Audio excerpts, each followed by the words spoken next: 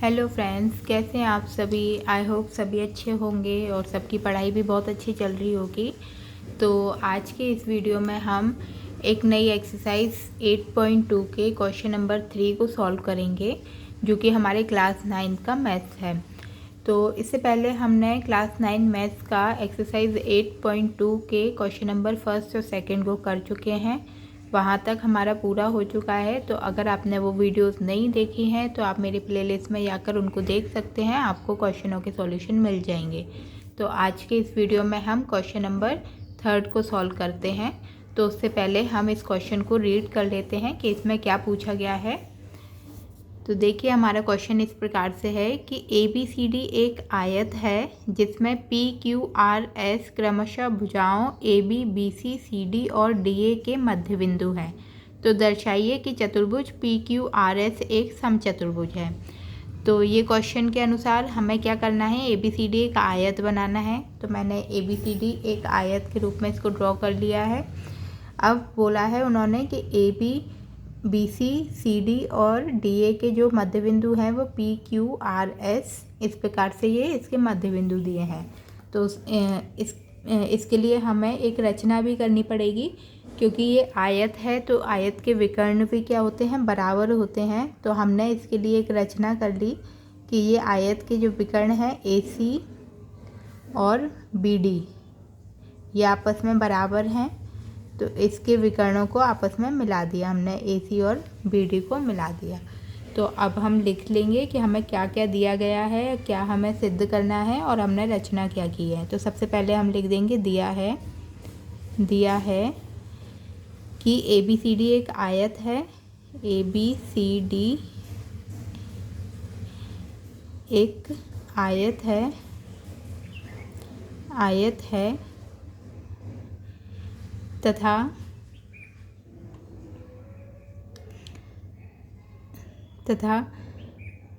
PQRS क्रमशः भुजाओं AB BC CD और DA भुजाओं के मध्य बिंदु हैं।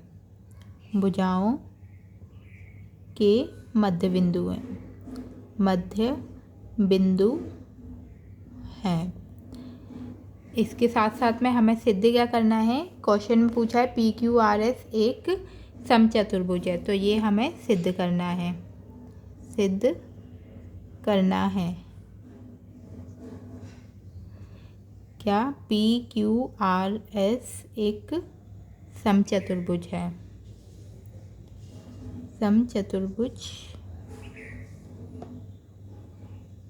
है। ठीक है। और हमने रचना क्या की है कि AC को मिला दिया और BD को आपस में मिला दिया। तो हमने ये रचना की है कि AC और BD को मिलाया, AC तथा BD को मिलाया। ठीक है।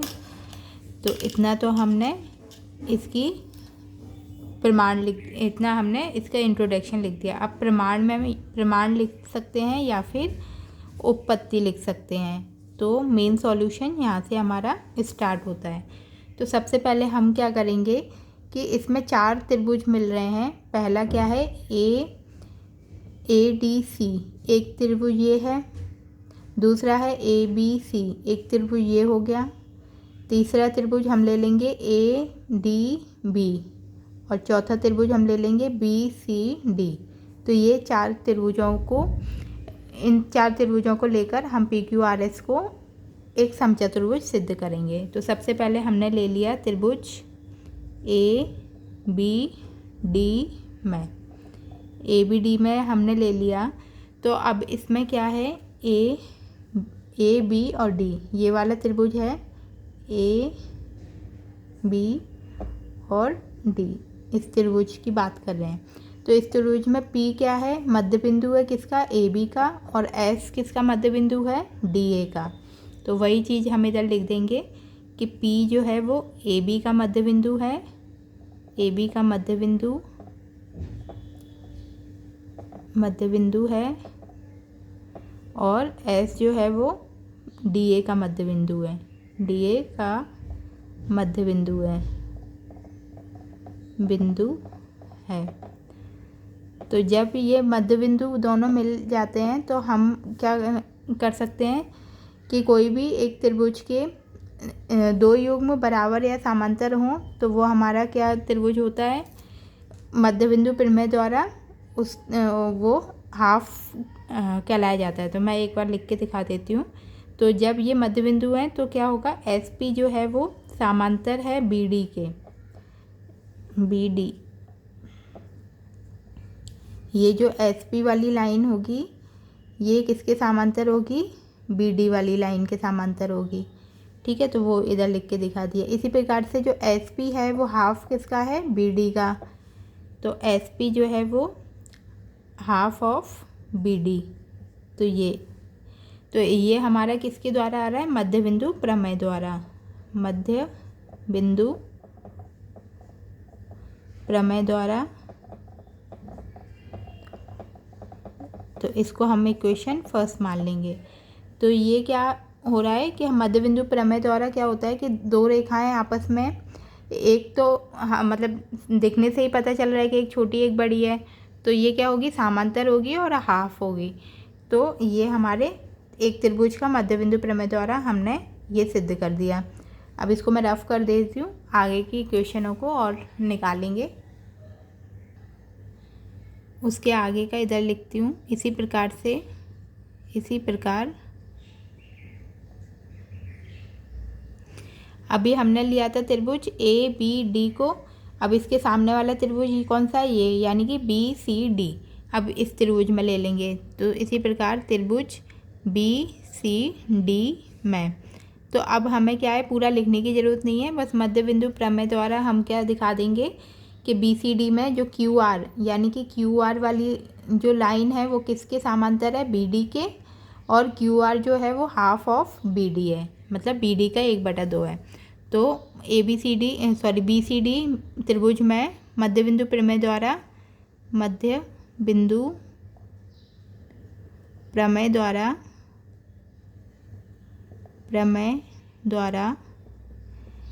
क्या होगा, इधर क्यू आर जो है वो इसके समांतर होगा, क्यू आर समांतर है बी डी के, और क्यू आर जो है वो हाफ ऑफ बी डी है, क्यू आर जो है वो 1/2 है बी डी का। तो ये हमारी क्या आ गई, equation second.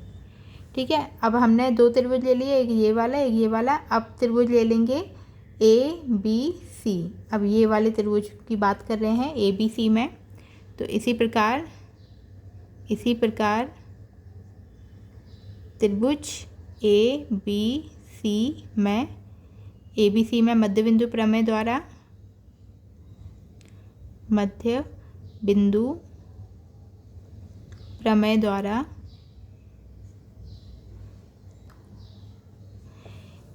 A B C में मध्य बिंदु प्रमेय द्वारा क्या हो गया, ये पी क्यू जो है वो किसके बराबर होगा, किसके समांतर होगा, ए सी के, और पी क्यू जो है वो हाफ है ए सी का। तो बस वही इधर लिख देना है कि पी क्यू समांतर है ए सी के, और पी क्यू जो है वो हाफ है ए सी के।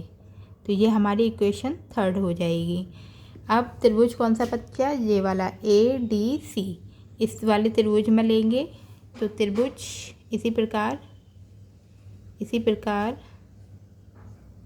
त्रिभुज ए डी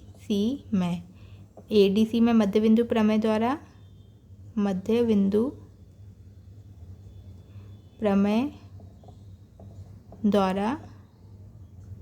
तो ए डी सी में मध्य बिंदु प्रमेय द्वारा क्या हो जाएगा, एस आर जो है वो इसके ए सी के समांतर हो जाएगा, और एस आर जो है वो हाफ ऑफ ए सी है।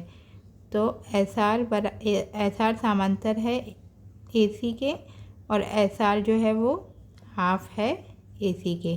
तो ये हमारी इक्वेशन 4 आ गई। ठीक है, तो यहाँ तक हमारा इतना सॉल्व हो गया। अब इसके बाद हमारे ये 4 तो त्रिभुज हो गए। अब हमें पता है, हमने रचना की थी कि ए सी जो है वो बी डी, ए सी को मिलाया और बी डी को मिलाया। तो ये क्या है, विकर्ण, और आयत के विकर्ण आपस में बराबर होते हैं। तो यानी कि AC बराबर क्या है BD, ये इसके विकर्ण है। AC बराबर BD क्योंकि ये क्या है आयत के विकर्ण, आयत के विकर्ण।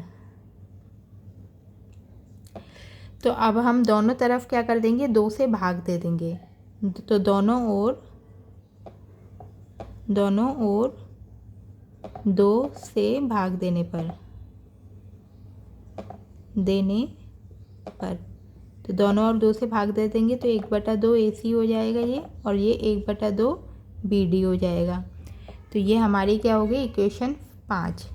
ठीक है। अब हमने समीकरण 1 पहले जो निकाला था जिसमें क्या था SP समांतर था BD के और SP बराबर था हाफ ऑफ BD के, और समीकरण 2 ये है, 3 ये है, 4 ये है, 5 ये है। तो समीकरण 1 2 3 4 से, समीकरण 1 2 3 4 और 5 से। तो अभी क्या है देखिए, हाफ ऑफ AC किसके बराबर है SR के बराबर, हाफ ऑफ AC किसके बराबर है PQ के बराबर। तो हम इधर लिख सकते हैं PQ बराबर SR, ये हमारे LHS, इनके जिसके LHS बराबर है उनको हमने एक साइड लिख दिया और ये बराबर का साइन लगाया।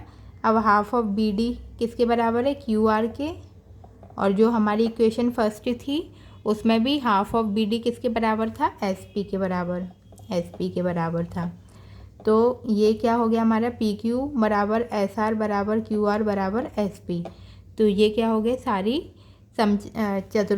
जो एक समचतुर्भुज होता है उसकी चारों भुजाएं आपस में बराबर होती हैं। तो ये हमारी चारों भुजाएं आ गई। तो अतः PQRS एक समचतुर्भुज है, PQRS एक समचतुर्भुज है,